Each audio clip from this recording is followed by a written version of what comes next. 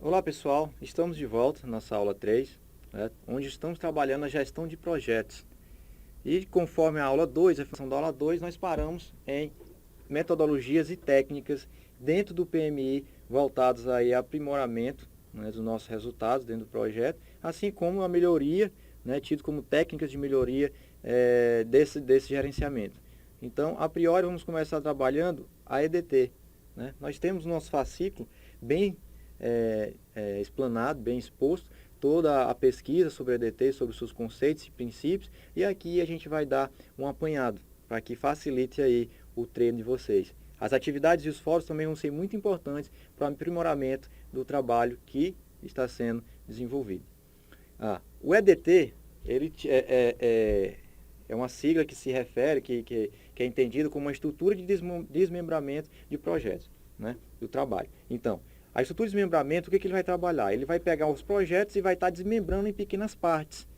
Essas partes elas podem ser planos, elas podem ser construções feitas isoladas ou feitas em conjunto, elas podem ser serviços, elas podem ser máquinas, elas podem ser equipamentos. O que vai definir o meu EDT? O que vai definir o meu desmembramento? O tipo de projeto que eu estou desenvolvendo. Então, se é um projeto de criação de um produto, então, de acordo com as fases de construção, com as fases de planejamento e execução daquele meu produto, é que eu vou estar podendo desmembrar, né, em várias, e dessa forma tornar o projeto o quê? Mais gerenciável. Se eu dissemino, se eu diminuo o projeto todo em pequenas partes, eu vou estar aí trazendo um maior potencial de gerenciamento para esse trabalho. Porque eu vou estar gerenciando partes, e essas partes eu vou estar tendo um maior controle do que ele pode estar trazendo como vantagem e como prejuízo dentro do projeto maior. Então, conforme Valeriano, que é um dos célebres autores relacionados à área de gestão de projetos, ele diz que a EDT é considerada a peça fundamental para o planejamento de um projeto. A EDT constitui ser um ponto-chave para todo o prosseguimento dos trabalhos e é resultado de um esforço cooperativo executado na fase conceitual pela equipe básica de planejamento. Onde é que eu vou ter esse desmembramento? Respondido pelo povo valeriano, lá dentro do planejamento. Né? Então, o desmembramento acontece no planejamento porque é lá que eu vou planejar minhas atividades, vou planejar o que vai ser executado, como vai ser executado, quando vai ser executado, com o que vai ser executado. Então, é lá que eu devo também tornar o processo disposto em partes. E essas partes é o que está se configurando na EDT. Então, a partir do momento, por exemplo, que eu tenho uma empresa de construção, por exemplo, de peças para as indústrias automobilísticas. E essas peças, elas passam por várias fases, desde a aquisição de matéria-prima, passando pela montagem sólida, passando pela fase de resfriamento. Então, o que eu posso pegar? Eu vou pegar todas essas fases, né, e compor elas em partes. E nessas partes eu vou estar levando em consideração como elas acontecem, como elas podem ser melhoradas e de que forma, né, aquilo pode estar, aquela parte tem influência sobre as outras e o que está influenciando também sobre ela. Esse gerenciamento individualizado vai me trazer uma melhoria do meu produto final e também uma melhoria ali também do gerenciamento como um todo. Né? Então, aumenta meu potencial aí de resultados positivos e de alcance de todos os objetivos. Okay? Um outro modelo, uma outra metodologia também trabalhada e que o PMI também vê como uma técnica, né, de aperfeiçoamento e melhoramento dentro do gerenciamento de projetos é o PERT e o CPM. Né? O PERT ele é uma técnica de revisão e avaliação de programas, né, que juntamente com a CPM, que é um método crítico, né, um método de caminho crítico, onde você vai estabelecer interdependências, você vai também ali estar contribuindo para um melhoramento do gerenciamento. Porque a partir do momento que eu tenho uma técnica onde eu vou ter uma avaliação constante e mais uma técnica onde eu vou estar tendo o controle das minhas interdependências, isso vai me facilitar entender, compreender todo o funcionamento do processo. E ao entender todo o funcionamento do processo, isso vai me permitir que em determinado momento, onde possa acontecer um determinado erro, um determinado ajuste, eu posso saber o que foi que causou aquele erro.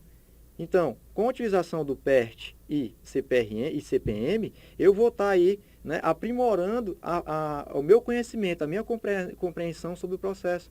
Eu vou estar integralizando, né, o meu conhecimento com a possibilidade de, né, gerir aquele possível risco que venha a aparecer, né, que venha, né, a surgir. Então, com a complexidade que a cada dia nós temos, né, nos projetos, seja de bens, seja de serviços, né, que cada dia vem aumentando, essa metodologia, né, ela vem se tornando cada vez mais relevante e importante. Porque com essa complexidade, muitas vezes, um erro, um problema que acontece em determinada etapa, você não consegue descobrir a sua origem. Você não consegue agir de forma conclusiva em uma solução que possa dissolver aquele problema durante todo o processo. Então, você aplicando, né, o Program Evaluation and Review Technique e o Critical Path Method, como tem na apostila de vocês vão estar aí trazendo uma melhoria, mais uma ferramenta de gerenciamento e de facilidade aí de estar executando o trabalho de vocês, né, o trabalho dentro do gerenciamento de projetos. E eles consideram alguns parâmetros, né? Eles consideram, para a sua formação, os processos e técnicas para o planejamento, programação e controle do empreendimento, o caminho crítico, o grau de prioridade e as interdependências, e revela a situação e ajuda a tomar situações. Né? O interessante de ele estar aí controlando essas interdependências, porque muitas vezes problemas que acontecem durante a execução de um projeto, elas estão ligadas a outros fatores que fogem ali naquele momento do nosso conhecimento. Por exemplo, em um determinado projeto onde eu vou estar fornecendo um serviço, oferecendo, por exemplo, um serviço de um pacote de turismo, de turismo para conhecer a Europa. Em determinado ponto, por exemplo, eu esqueci de prever que o país estava passando de visita, lá um dos países de visita, estava passando por um problema de recessão econômica e que o euro estava muito instável. Então, eu esqueci em um dos meus sistemas lá, né, de controle lá de gastos, que ia ser passado, eu esqueci de prever isso. Então, lá, quando o meu grupo chegar, os custos de operacionalização, de oferecimento daquele serviço, vão começar a extrapolar o meu previsto. Por quê? Houve um erro no planejamento. E esse erro poderia ter sido controlado, né, se eu tivesse ali aplicado essas duas metodologias, né, da interdependência do caminho crítico e do PERT, né, por saber que ia depender diretamente daquele planejamento de custo que eu tinha feito anteriormente. Então, no próprio slide, como a gente tem mais à frente, aí, nos slides também do curso de vocês podem ver qual é o caminho crítico, né, qual é o CPM, ou seja, vocês vão ver aí que ele é formado por setas, né, e é formado aí também, né, por nós. Os nós são as categorias, são as etapas, e as setas vão fazer, juntamente com essas numerações, vão demonstrar as prioridades de interdependência entre essas etapas. Então, você construindo um gráfico como esse, fica muito fácil, né, fica muito mais gerenciável o trabalho de vocês. É possível vocês controlar as peças, é como se fosse um tabuleiro de xadrez. Vocês vão saber quem são as peças e como aquelas peças não estão funcionando. Então, o EDT, o PERT e o CPR e CPM, eles vão estar aí sendo utilizados a favor dos gestores de projeto. Dentro aí do nosso trabalho de gerenciamento de projetos, a gente vai também, né, partir para outra etapa também de suma importância, que é a construção do nosso cronograma de atividades. Né? Para que serve um cronograma? O cronograma de atividade, gente, é nada mais do que uma representação, seja lá gráfica, seja ela até mesmo escrita, com descrição, pode também acontecer, onde você vai ter ali a correlação entre as atividades e o período que ela vai ser desenvolvida. Mas para mim saber o período dessas atividades, eu tenho que ter feito lá um planejamento, né, que vai envolver aqueles prazos, que vai me dizer ou me apontar que prazo é que eu vou ter.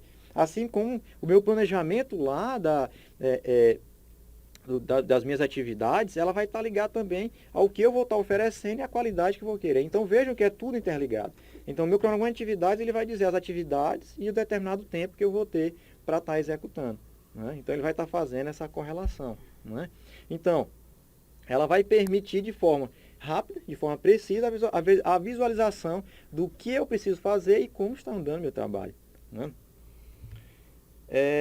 Bem, dentro da execução de projetos, a gente tem que perceber e pensar em alguns comportamentos, alguns que a gente tem como deveres e responsabilidades, que a gente tem que tomar durante ali o planejamento, durante a execução daquele nosso trabalho, né?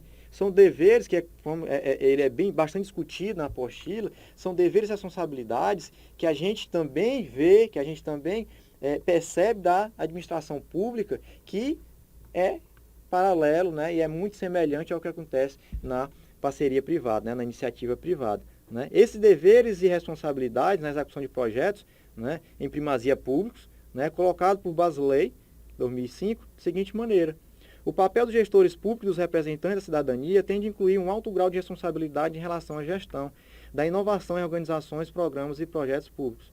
Então, os deveres e responsabilidades do gestor sempre são voltados para quê? São voltados para o oferecimento de produtos e serviços cada vez mais avançados, cada vez mais, né, de qualidade, cada vez oferecidos em menor tempo, cada vez com menor custo, cada vez com mais tecnologia, então cada vez mais, cada vez mais. Esse é o dever e responsabilidade. Você tem que gerenciar todo o seu trabalho, tem que gerenciar todas as suas etapas de trabalho, a fim de oferecer sempre o mais. E oferecer sempre o mais também vai exigir deveres e responsabilidades ligadas principalmente à questão dos princípios de legalidade, os princípios de justiça social, os princípios de reconhecimento do trabalho humano, né, os princípios da ética e os princípios da cidadania. São deveres e responsabilidades que estão atrelados eficazmente ao quê? Ao conceito dado ao seu trabalho, à sua empresa, ao seu grupo. O conceito é aquele que vocês vão construir, né, relacionados à forma de trabalhar ou à forma como está sendo oferecido. A partir do momento que os deveres e responsabilidades giram em torno desses parâmetros, o resultado final ele vai ser concreto e o resultado final vai ter uma maior valoração pelos seus clientes, pelo marketing, pela mídia, né, e etc. Okay? Então, os deveres e responsabilidades na execução de projetos públicos, eles têm que ser pensados principalmente no interesse, né, coletivo, e pensados também que são voltados ao público, né? Então, o público é o objetivo principal, as pessoas. Daí nós temos o arranjo físico. É outra etapa, né, que deve ser pensada, talvez muitos não conheçam por esse nome, mas o arranjo físico é o mesmo que layout, né? E o layout é a etapa que vai se preocupar com a disposição e posicionamento das instalações, máquinas, equipamentos, ferramentas, e que vai fazer toda a diferença dentro do trabalho, né? Que vai fazer a diferença tanto em relação aos custos, tanto em relação aos prazos, né? Tanto em relação à qualidade que você possa oferecer no produto, vai estar relacionado ao layout adotado, né? Então, ele vai determinar como vão se movimentar os recursos que são transformados ao longo do processo. O layout nunca vai ser o mesmo durante todo o processo, né? Ele pode ter modificações de acordo com a necessidade e de acordo com a adaptação a determinadas etapas. Devemos ter em consideração, relembrando, os investimentos, né, e resultados que estão atrelados ao quê? Ao orçamento. Orçamento é aquele valor, aquele montante que você deve prever de utilização, desde o pensamento, desde o início do trabalho até a finalização do seu projeto. Quanto eu vou gastar? Em torno de uma estimativa. Quanto? O quê? Então, eu preciso ter para que meu trabalho tenha resolutividade, né, e tenha efeitos e resultados, né, concretos. Né?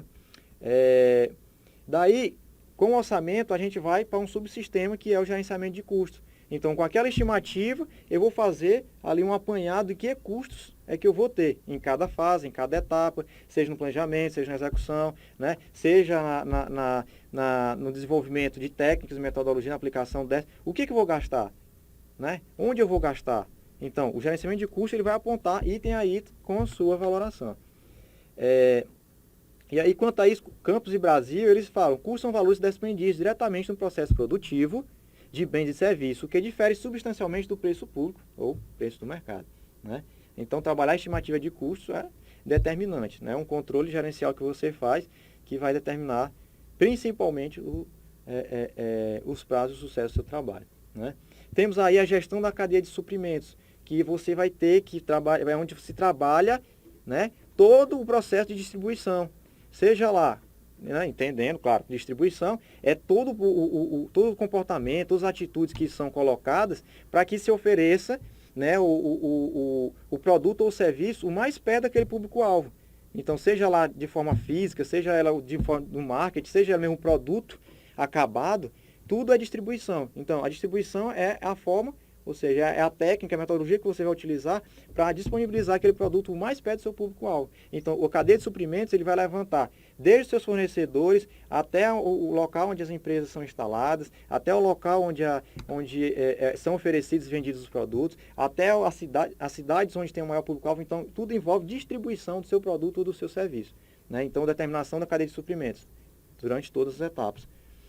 E, não esquecendo da participação e comprometimento das pessoas, ela é muito importante porque é ela que vai determinar o sucesso do trabalho.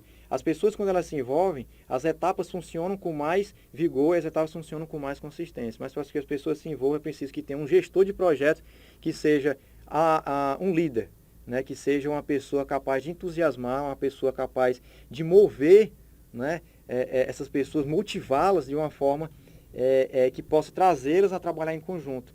E as habilidades básicas desse líder, que a gente, né, pensa, que a gente necessita, a gente trabalha e sempre expõe, é que ele seja um desenvolvimento, tenha trabalho de desenvolvimento sempre dessas equipes, tenha um ótimo relacionamento com todos eles, seja um tomador de decisões, né, tenha flexibilidade, tenha um alto poder de comunicação e tenha, né, uma alta capacidade de solução de problemas, né? E com essa gestão, com esse trabalho feito pelo gestor de líderes, a etapa final do projeto, que é quando a gente vai chegar e avaliar as prioridades, e avaliar o que se conquistou, é lá onde a gente vai ter um detalhamento mais técnico, né, mais administrativo, com o que passou, com o que aconteceu. Ao chegar nessa etapa final do projeto, a gente vai tomar uma atitude diferenciada de muitos e muitos projetos que acontecem hoje, que é o abandono ou a inconclusão. Ou seja, aqueles projetos que foram abandonados porque não foram bem pensados, não foram bem planejados, ou aqueles que não chegaram aos objetivos nem a 1/10 que foi oferecido. Então, com certeza, a gente aplicando essas etapas, aplicando esses princípios, essas atividades que a gente está colocando aqui no gerenciamento de projetos, a possibilidade de se alcançar, de se ter êxito, ter sucesso, 100%. Então, pessoal, fechamos aqui a nossa terceira aula, a teoria envolvida a gerenciamento de projetos, a gestão de projetos, e contamos com a sua colaboração. Se você está com dúvidas, se você está com sugestões, me busque, né? O meu e-mail e o meu telefone estão no finalzinho lá dos slides e assim também vai estar na plataforma.